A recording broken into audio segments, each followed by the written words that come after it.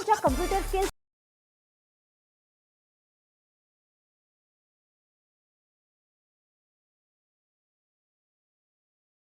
छत्रपती संभाजीनगर येथील घाटी रुग्णालय छत्रपती संभाजीनगर आणि मराठवाड्यासाठी अतिशय महत्त्वाचं आहे। मात्र याच रुग्णालयातील नर्सेसने जे आहे ते विविध मागण्यासाठी संप पुकारलाय आणि रुग्णालयाच्या आवारात जे आहे ते जोरदारपणे अशा पद्धतीने ह्या सगळ्या घोषणा आपल्याला ऐकायला मिळतात। खरं तर त्यांच्या विविध 18 प्रलंबित मागण्या आहेत। मात्र त्यातील मुख्य मागण्या म्हणजे खरं तर जुनी पेन्शन योजना लागू केली पाहिजे, यासाठी काही मागण्या आहेत। आपण या संपकर्त्यांसोबत सुद्धा बोलण्याचा प्रयत्न करणार आहोत। काय सांगाल आपण?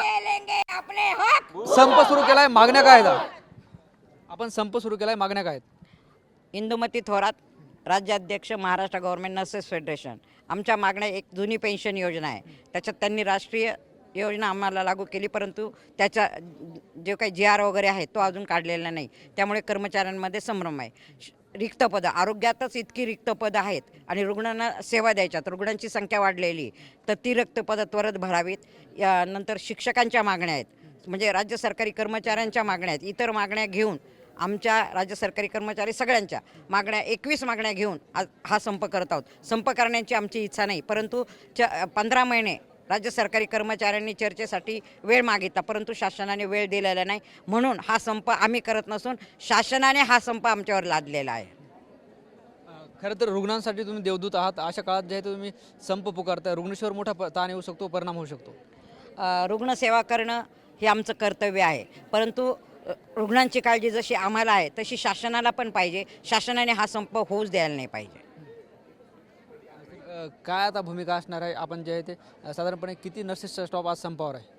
आज जवळपास घाटी रुग्णालयाचा जर विचार केला तर साधारणतः 750 नर्सेस जवळपास संपावर आहेत। राज्यभरामध्ये हजारोनी नर्सेस संपावर आहे। याचा गांभीर्याने विचार शासनाने करायला पाहिजे आणि शासनाने जर कुठली चर्चा केली, त्यातून मार्ग काढला तर काहीतरी विचार राज्य सरकारी कर्मचारी त्यावर करतील, नाहीतर मग नाईलाज असतो हा संप बेमुदत आम्हाला करावा लागेल। म्हणजे रुग्णाची अडवणूक करताय तुम्ही?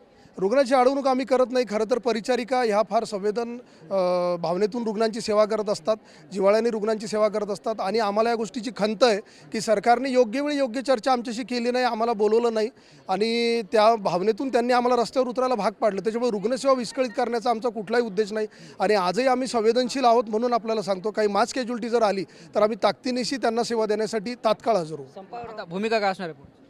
सरकारने आज सरकार काय नेमकं निर्णय घेतं, राज्य सरकारी कर्मचाऱ्यांना चर्चेस बोलवतं का, त्यावर पुढील दिशा अवलंबून राहील। निश्चित आपण बघतोय हे सगळे संपकरी होते, ज्या पद्धतीने विविध मागण्यासाठी त्यांनी संप पुकारलाय।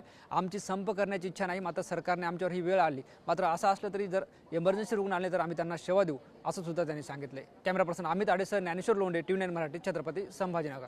मला तुमच्या कम्प्युटर स्किल्स